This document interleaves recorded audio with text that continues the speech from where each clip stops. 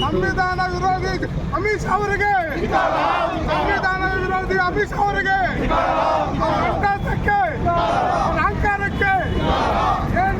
ಲೋಕಸಭೆ ಅಧಿವೇಶನದಲ್ಲಿ ಉತ್ತರ ಕೊಡುವ ವೇಳೆ ಅಷ್ಟು ಸಾರಿ ಅಂಬೇಡ್ಕರ್ ಅವರನ್ನು ನೆನೆಯುವ ಬದಲು ದೇವರನ್ನು ನೆನೆದರೆ ಮುಕ್ತಿಯಾದರೂ ದೊರೆಯುತ್ತಿತ್ತು ಎಂದು ಹೇಳಿರುವ ಹೇಳಿಕೆಯನ್ನು ಖಂಡಿಸಿ ಜಿಲ್ಲಾ ಕಾಂಗ್ರೆಸ್ ಮೀನುಗಾರ ಘಟಕ ಜಿಲ್ಲಾ ಅಧ್ಯಕ್ಷ ರಂಗನಾಥ್ ಆಕ್ರೋಶ ವ್ಯಕ್ತಪಡಿಸಿದರು.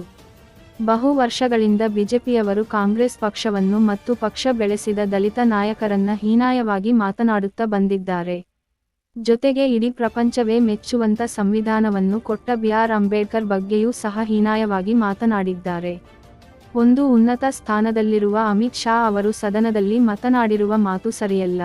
ಬಾಬಾ ಸಾಹೇಬ್ ಅಂಬೇಡ್ಕರ್ ಅವರು ಬರೆದಿರುವ ಸಂವಿಧಾನದಡಿಯಲ್ಲಿ ಅಧಿಕಾರವನ್ನು ಪಡೆದಿರುವುದು ಎಂಬ ವಿಷಯ ಮರೆತಿದ್ದಾರೆ ಎಂದರು. ಎಲ್ಲರಿಗೂ ನಮಸ್ಕಾರ.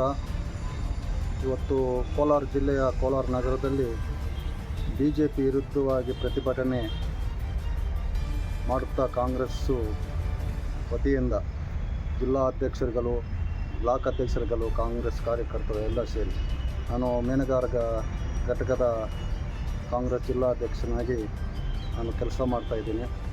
ಹಲವಾರು ವರ್ಷಗಳಿಂದ ನೋಡ್ತಾ ಇದ್ದೀವಿ ಈ ಬಿ ಜೆ ಪಿಯವರು ವರ್ತನೆ ಹೆಂಗಿರ್ತದಂದರೆ,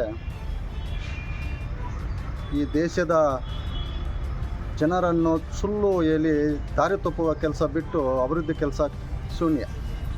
ಅದಕ್ಕೆ ಬಾಬಾ ಸಾಹೇಬ್ ಅಂಬೇಡ್ಕರ್ ಅವರು ಈ ದೇಶಕ್ಕೆ ಶ್ರೀಮಂತರಿಂದ ಬಡತನ ವರ್ಗ ಅಲ್ಲಿವರೆಗೂ ಕೂಡ ಅವರವರ ಹಕ್ಕನ್ನು ಮಂಡಿಸಿ ಈ ದೇಶಕ್ಕೆ ಒಂದು ಕೊಡುಗೆ ಕೊಟ್ಟಿದ್ದಾರೆ. ಆ ಮಂಡನೆ ಇಲ್ಲಾಂದರೆ, ಆ ಸಂವಿಧಾನ ಇಲ್ಲಾಂದರೆ ಇವತ್ತು ಕೆಲವು ಜನರು ಬಡವರು ಬದುಕಕ್ಕೆ ಅವಕಾಶ ಇಲ್ಲ. ರಾಜಕೀಯವಾಗಿ ಮತ್ತು ವಿದ್ಯಾಭ್ಯಾಸದಲ್ಲಿ ಕೂಡ ಎಲ್ಲರೂ ಕೂಡ ಅವರವ್ರ ಸ್ಥಾನಮಾನ ಕೊಟ್ಟು ಇವತ್ತು ನ್ಯಾಯ ದೊರಕಿಸುವಂಥ ಕೆಲಸ ಮಾಡಿಕೊಟ್ಟಿದ್ದಾರೆ. ಅವರು ಜನ ಎಲ್ಲರೂ ಕೂಡ ಅವ್ರನ್ನ ಪೂಜೆ ಮಾಡಬೇಕು.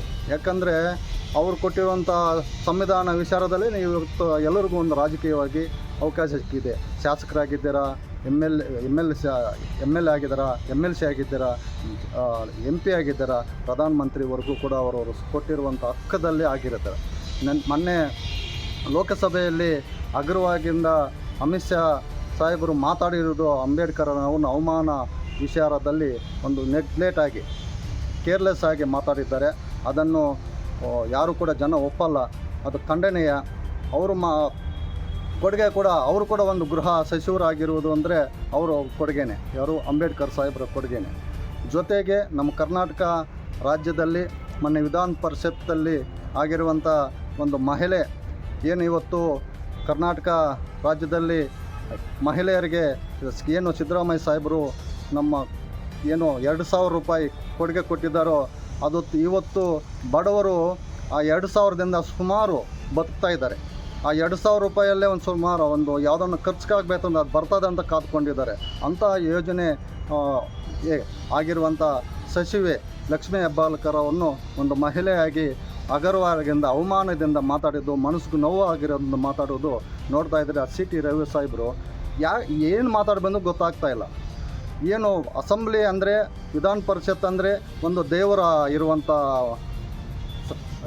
ಪ್ಲೇಸ್, ಅದು ಜಾಗದಲ್ಲಿ ಏನು ಮಾತಾಡಬೇಕು, ಅದಕ್ಕೆ ಈ ರಾಜ್ಯದಲ್ಲಿ ಇರುವಂಥ ಬಡವ ಜನರಿಗೆ ಮತ್ತು ವಿದ್ಯಾರ್ಥಿಗಳಿಗೆ ಏನು ಬೇಕೋ ಅದು ಬೇಕಿದ್ದರೆ ಮಾತಾಡಲಿ.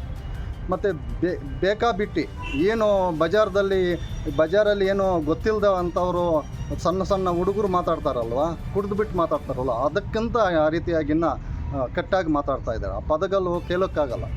ಯಾರೇ ಆಗಲಿ ಒಂದು ಜನಪ್ರತಿನಿಧಿ ಆದ ಮೇಲೆ ಆ ಜನರಿಗೆ ಸಂಬಂಧಪಟ್ಟದ್ದು ಮಾತಾಡಬೇಕು. ಜನರಿಗೆ ಗೌರವ ಕೊಡಬೇಕು, ಮಹಿಳೆಯರಿಗೆ ಗೌರವ ಕೊಡಬೇಕು.